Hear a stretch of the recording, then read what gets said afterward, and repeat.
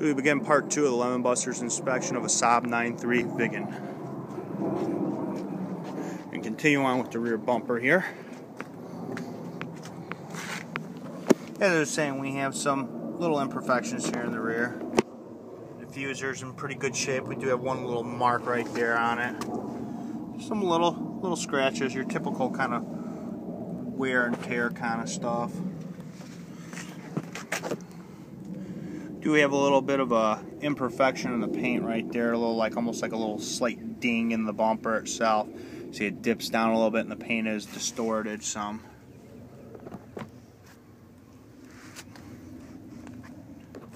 We also have a light scuff here on the corner. You can see right there.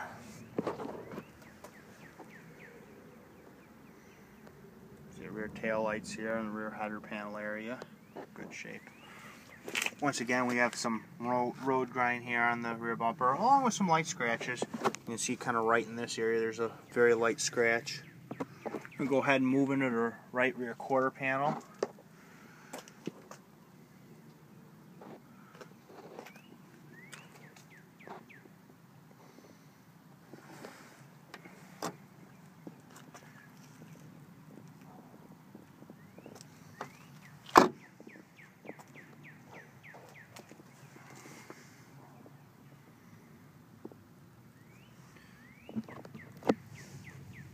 You can see the right rear quarter panel has mainly got some very light scratches and just some light swirling. It's overall very clean.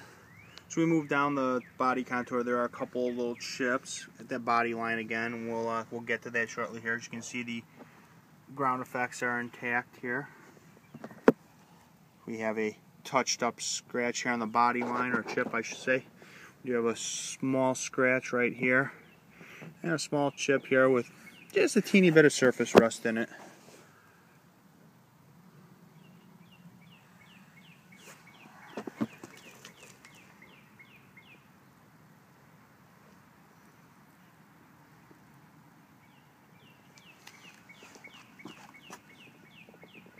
These Viggens are pretty rare and pretty tough to find, specifically a convertible. As you can see, we got a couple of scratches up here near the top of the right door. And we have some road grime down here at the bottom, so don't be too concerned about that. We're coming up to the center of the door here below the body line. We have two chips. As you can see, we have a couple of scratches over there, which we saw a moment ago.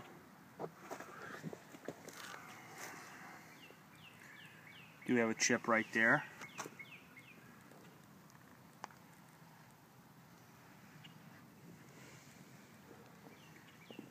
We'll not be including video of the summer tires, but we do have pictures of those. Tires and wheels are in nice shape. So you have a little marker chip there.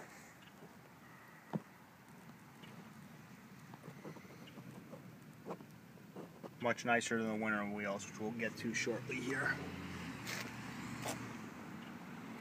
Here that the windshield trim is faded.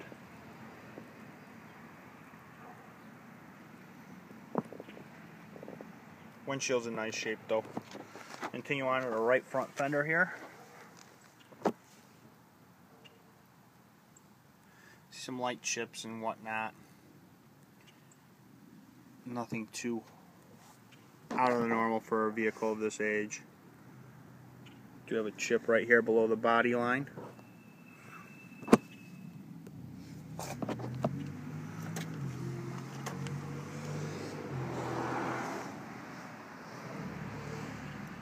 Chip right there as well.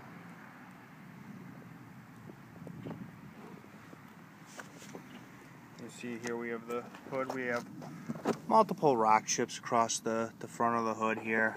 You can see them kind of showing up here as we move across past the Saab emblem. This is kind of typical of a vehicle that's been driven. See, just typical. A lot of them have been kept up on to some degree.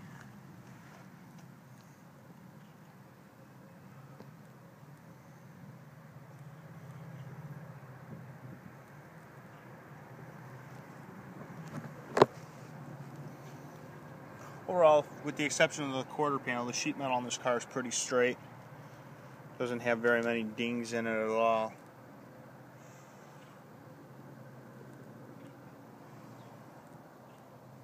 I'm going to go ahead at this point. We're going to take a look at the wheels. Start with the left front, wheel, tires, and brakes at this point. We'll also take a look at the shocks and springs.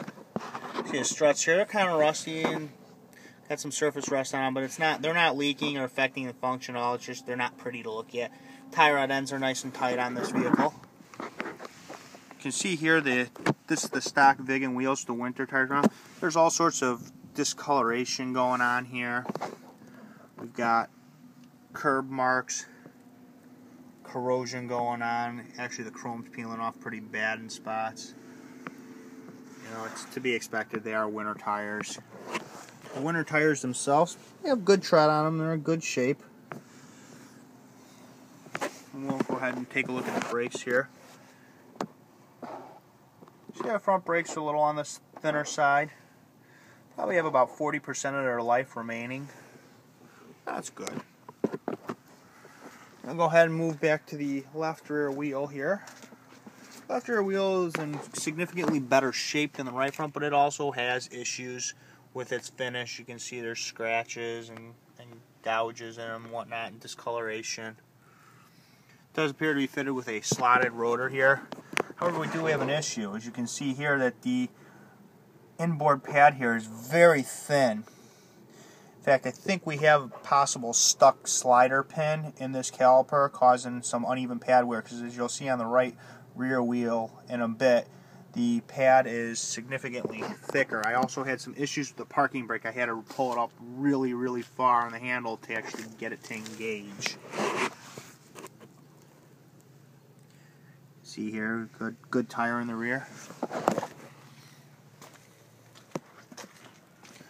Go ahead and move to the right rear wheel here. Right rear wheel's in pretty decent shape too. Once again, it's got the typical scratches and markings of the other wheels. It's actually been touched up even a little bit in spots. A little bit of discoloration. Rotors are definitely rusty. That's how the car sits. Here's what I was talking about. As you can see, this rear brake pad has probably about 60% left on it, maybe even 70%. It's got quite a bit of rear pad here, but the other side is basically almost metal to metal. Not quite there yet, but getting close. Something that will need to be addressed immediately. You see here the tire got good wear on the right rear tire. Go ahead and move to the right front wheel here. Once again, more of the same.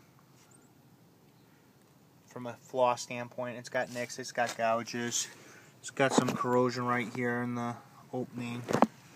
I mean, they basically need to be media blasted and refinished at this point. They're definitely savable. I wouldn't discard them unless, you know, you really dislike the other BBS wheels that he has are very cool. I'm gonna take a look at the front brakes here. As you can see here, about 35% left on this side.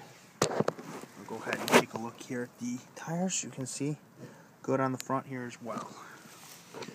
Alright, we're going to move under the hood at this point in time.